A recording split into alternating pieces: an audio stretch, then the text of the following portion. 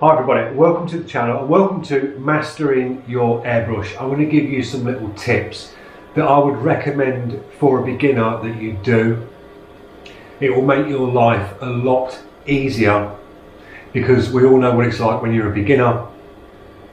You're eager to go, you want to jump into it, you pick up whatever brush you can, you chuck a load of paint down it, it gets clogged up, you don't know what you're doing. It's stressful when you don't know what to do from the start. So the first thing I'd say master is your brush.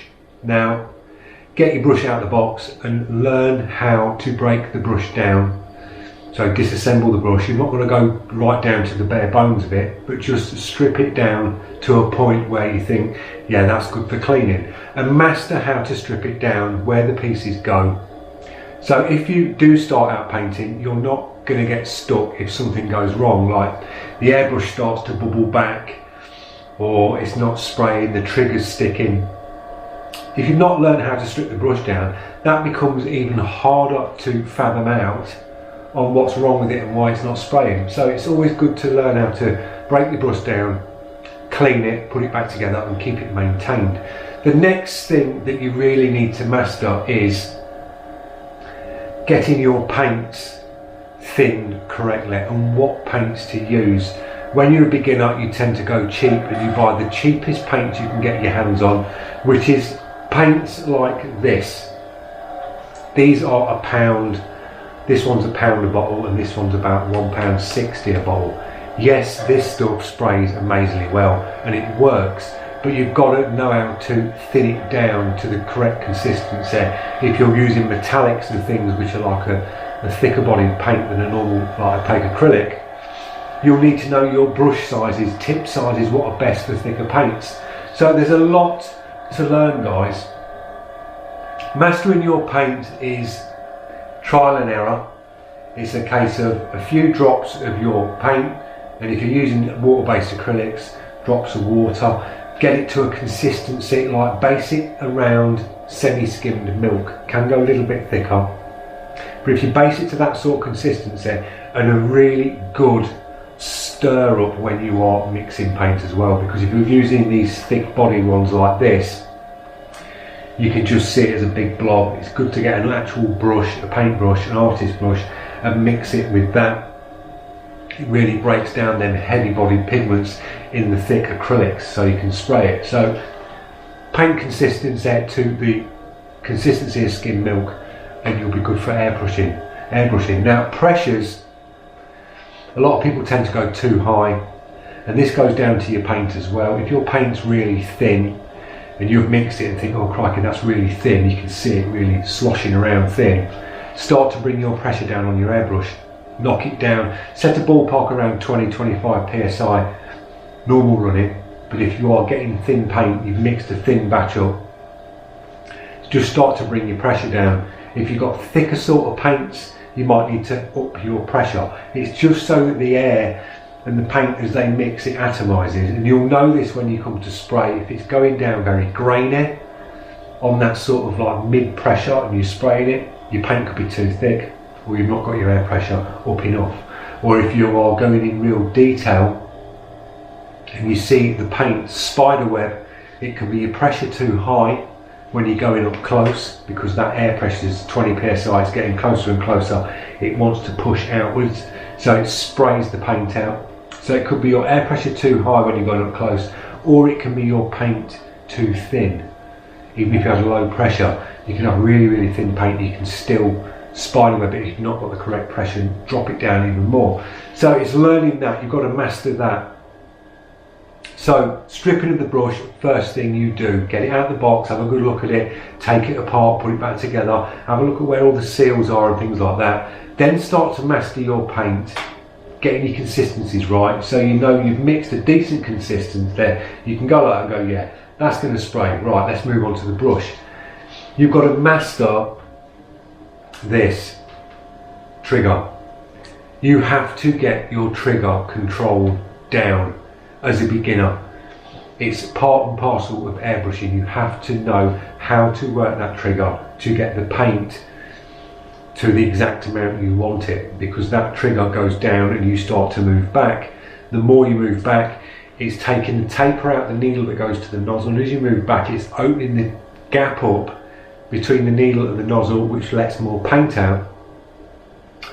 Then you'll see how much paint. You can just see a big blast like that, you'll get a load of paint out, and then when you move the trigger back very fraction, you can get down to like a pinhead dot. So it's getting that feel of that trigger and knowing where that trigger is in that movement of going back on how much paint you want to put down, and it's learning to feather that trigger in and out. A lot of beginners tend to use double action airbrushes like an aerosol can. When you're a newbie, you're over concentrating on what you're doing, you tend to press down on the trigger too hard, so you're just literally concentrating on pressing down, and then it's getting your mind to say, well, we've got to move back, and you tend to go balls out and go all the way back, and it blasts loads of paint. And that can sometimes shock you because you go, oh no, what have I done? You instantly have that because you're concentrating, thinking, I've got to get a tiny bit, I've got to get a tiny bit, and you just yank the trigger straight back and it's a big blob. You've got to relax. And this is why you've got to practice on paper and do techniques that I'm going to show you in a minute. And this will give you the confidence when you go up to a panel, whether it be a piece of paper, it could be a motorbike tank, or the side of a car. It's knowing exactly, you know the air pressure you're set, you've got your paint, you're sorted, you've dialed your air pressure in, and it's your test before you go up and commit. So stick a piece of paper at the side like we've got here, and just go in on a practice piece, give it a little spray test, have a look at your paint, see what your paint's atomizing like, your pressure's okay, and you can just try going back, do a line, going right up and do a dot and a line, and then you know you're good to commit on the actual piece that you're working on. So it's giving you that confidence on going up on something close up and distance. Paper is brilliant to practice on, because when you start to move on to automotive, you have to change the way you paint. It's not like painting on paper. Paper is very absorbent, and water-based acrylics, the paper just sucks the paint in and it dries out. So it's quite forgiving when you're probably a little bit over on pressure, because it's absorbing. It's like when you do airbrush work on t-shirts, you can hammer the paint in because the fibres are open, it just grabs that paint and just gives you that nice clean look. You try and go the same sort of air pressures when you're doing t-shirt painting on automotive, and it will just blow out and spiderweb, because you've got to change to your surface. If you want something shiny and smooth, start bringing your pressure down, drop your pressure, get your paint dialed in, and you know you can go, you can paint like you would on paper on automotive. If you get your pressures and your paint dialed in, it's exactly the same. But like I say, it's learning different surfaces but mastering your trigger. So we'll move over to the little demo piece I've got here. I'll take you through these little exercises that will get your trigger dialed in. It will give you confidence going up on a piece of artwork, as I say, whether it be a motorbike tank or a car. These little exercises will get you on point with your trigger and get you dialed in. So I'll see you in a minute. We'll get some air and give you a look. Right, for you beginners, a nice, simple, easy to practice at home setup. This is a piece of A3, I think, yeah, A3 paper. Get yourself a ruler, get yourself something like a Sharpie, something like that, so you can get a nice dark sort of line. Draw a grid with little squares in it all the way along. Do an L shape that way and an L shape that way. A couple of lines like that, and a couple of lines down. And that's your practice panel for your trigger. You can make duplicate of these. You can move your lines to different angles, which I'll show you in a minute, and you can do smaller grids as you go along and progress. So you've got your paint in the brush, so you've hopefully dialed your painting to a consistency that sprays nice. I'm running this at 10 psi. This is the Rich Pen 1128 airbrush, and it's a 0.2. So this will kick the paint out And I've dropped the pressure up because the paint is sort of quite thin, and on these brushes you haven't got a cup to the top or the side, you've got a little scallop in the top, and these hold very little paint. So I wanted to pick this one up for the demo because I've not used this for quite some time, so it makes me feel a bit more beginnerish because I'm not used to the brush. So go to the side of your panel and just give your brush a little test on how it's performing with your paint. And this is thinned out, this is very thin. I can tell that by 10 psi on the side here. It's putting down on quite a bit of wet paint. So I'm just going to bring that trigger in slightly if I'm going up close, which I'll be doing here. So you've had a go at that. Now, to get dots down, you have to learn to do dots when you're airbrushing, because there are pieces in your artwork where you need that real dot bright highlight or whatever you're going in on. You know exactly where to go, where to aim the brush, because a lot of people tend to stare at the front of the brush when you're putting it close up to the piece of paper. Some beginners are concentrating that much on the trigger, they're not sort of looking here to where they're aiming the paint, or they look to the side and they're looking at their hand, and then they're looking at the front of the brush to see when the paint comes out, and then they gauge it by looking at the dot that's building up and start moving the trigger in or out. So you're best to just look sort of straight down, put your other hand up to your brush so it steadies you and you're not trying to do it one-handedly. Bring your other hand up, and then to gauge a distance, if you want to distance your brush to say 2 inches, just slide your other finger onto the paper like that and use it as a guide. So you can use your other hand as a guide. It steadies you up, you're looking more accurate because you're pointing paint at the end of the day. You're trying to put a dot of paint down, so you're going to steady it up as you can and then just go in and put a dot to the centre of the squares like that. So you're just working along and you're going down for air, knocking your trigger back slightly, getting a dot to fill that size of square. Work your way along, just practicing dots like that, going along, so you get your confidence on, you know when the paint's coming out. I'm 2 inches away from the panel, I can get a dot to fill that, and you will feel how much that trigger is going back to get that amount of paint in them dots. Once you've filled your grids up with the dots like that, then go in and move in on the crosshairs, so you'll come in a little bit closer and you're aiming to hit the crosshairs on the lines like that. And eventually you will get really quick, you know when the paint's there, and you'll be able to pinpoint round a grid and you'll hit them crosshairs. So this gives you accuracy with the brush.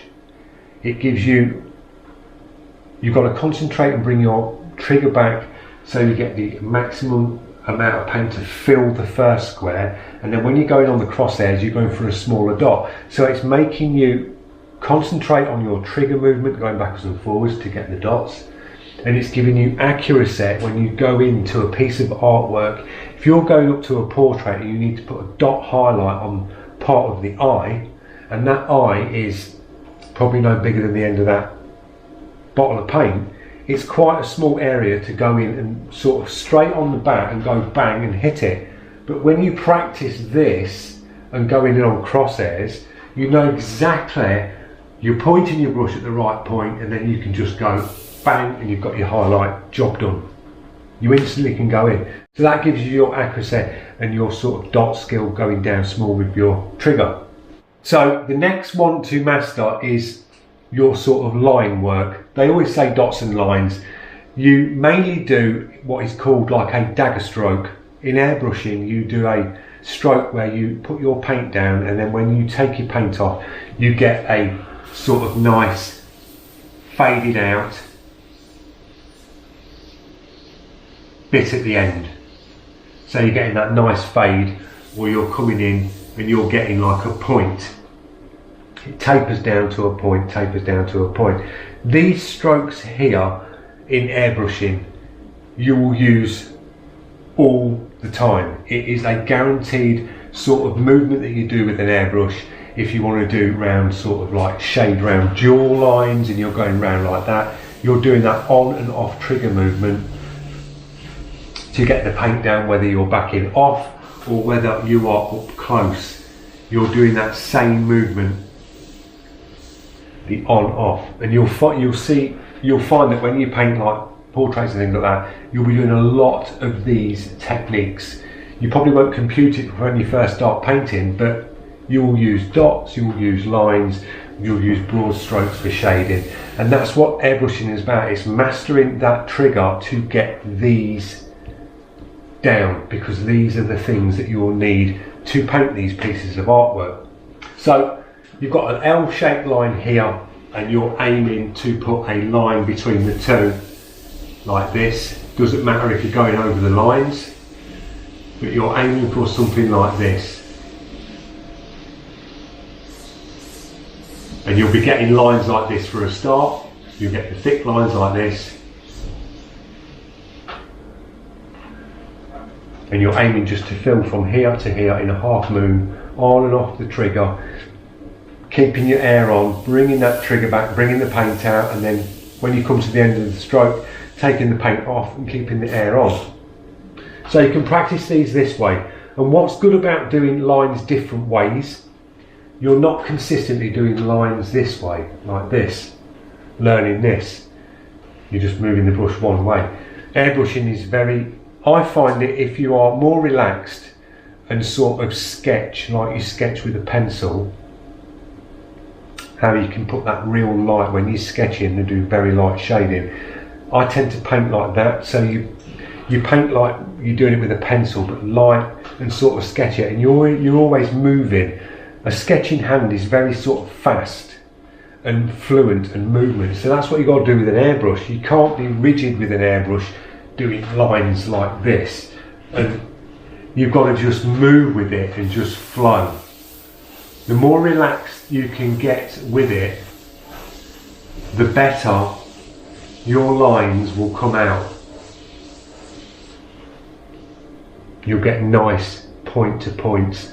If you nice and flow and move with the brush and relax, because you can tend to, as a beginner, as I say, you'd be really rigid. You press down on the trigger too hard, you're all stiffened up, and it just shows instantly when you're trying to do things like this. But the more relaxed you can be, dropping these strokes in like that, so you've gone half moons that way, half moons that way, and then you can do the lines going this way, and practice these like that. And it's getting you used to moving that trigger. And the reason why I say do it quick is because it gets you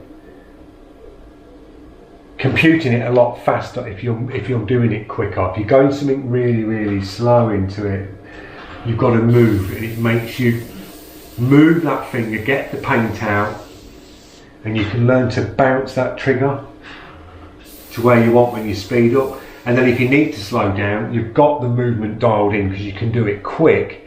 You're just slowing the tempo down, slowing it down, and then you can go and you can do the real straight lines, but do them slow, or the half moons like that, half moons that way. You can do it as slow as you want, and you get them precision lines that you're after.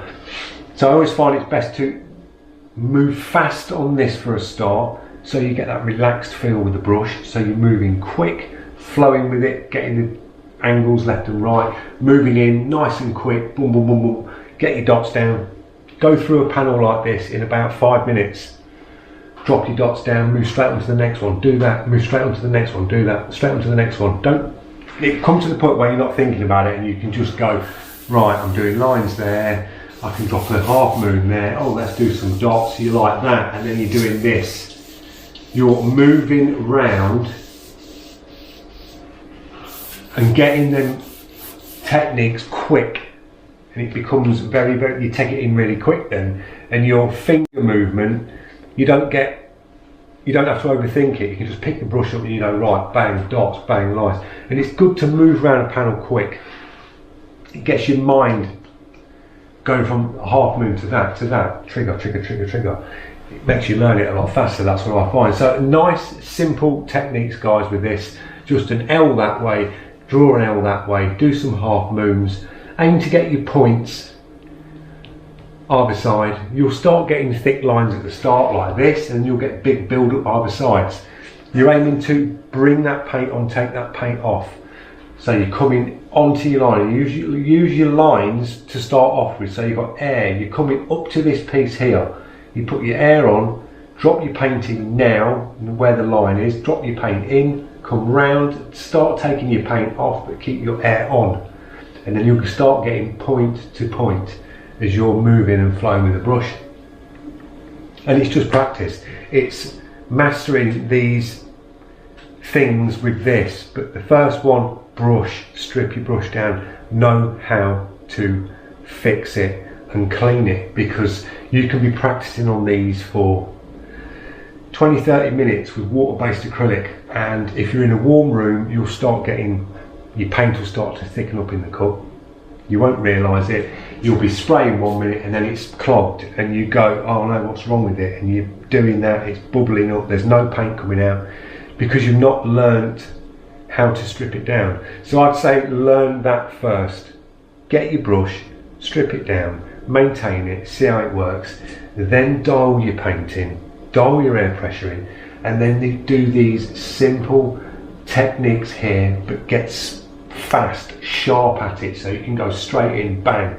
You can do them quick, you can do them quick. Do sessions of them speeded up, where you're going quick, go from one to the other, one to the other, and then start to slow it down, slow it down, slow it down, and start doing these lines but slow, but then you'll still get your point to point, your accurate dots. And that's when I would say, after mastering this for a good, I would do this for 2 months solid on this every day. And after the 2 months of this, I'd then progress onto a piece of artwork, and then you will see how quick you progress with your artwork when you've got these triggers, when you've got your paint dialed in, and you've got all this sorted before you go in on an actual piece of art. It'll just make your life a lot easier, guys, because there's nothing worse than struggling with one of these things, because you can beat yourself up so quick. You really can, because you're aiming to get a picture down that looks the same as the one that you've got a reference on, and if it all goes wrong, it's disheartening, and you think, well, I can't do this, because you've not learned this. You learn this from the start. Don't run before you can walk. Learn this from the start, and then just progress. Start hardening your artwork ideas up. Do simple pieces for a start and work your way up. Try not to stick to stencils when you are airbrushing and you're starting out, because they're another way of picking up very, very bad habits, I think, are stencils with your trigger, because you just tend to hold a stencil against a piece of paper, and then you're going trigger and you're going full back and you're just feeling it up, and then you're taking your finger off the trigger and then pulling the stencil away. Oh, I painted it. You've had no control in that trigger over that piece, because you're just going blasting back, filling it up, and then you tend to just go off with the trigger. You're not taking the paint off, taking the paint on and off. So stencils can be a bad way, I think, to learn from the start off, just doing stencil work all the time. I would bring stencils into airbrushing as and when needed. Learn your freehand first, and this is why you've got to master the trigger. If you learn your freehand, your techniques first, then your artwork becomes easy. If you go straight in on stencils and everything stencil, stencil, stencil, your freehand skill will be very poor, and you'll see that when you try and move on to doing portraits and things. So it's good to learn these, guys, definitely to learn these, and then just progress. So that's my little rant about mastering your brush. If you're getting into it full time and you want to earn some pennies in it, you've got to master this. Your artwork's got to be on point. If you are doing pieces on cars and things like that, it's a long progression, guys, until you're doing your own work, you're doing work for people and things, because then that is more pressure. When you're doing things like this, it's just practice. If you were to get a new vet that's done 2 months of this and then go, right, there's a crash helmet, I want you to paint me a portrait on the side of that, I want pin lines, gold leaf, metal flake, and it's like, oh my God, it's a lot to learn. There's loads of avenues of this that you can go down, but learn this first, master that, master your paints, your air pressures, and then you can just chip away at the artwork, start on small pieces, and then just progress up and push yourself, and that's what it's about. So thanks for watching. I hope you enjoyed the video, and I will see you in the next one, which will be a repaint on a Lambretta. So cheers, guys.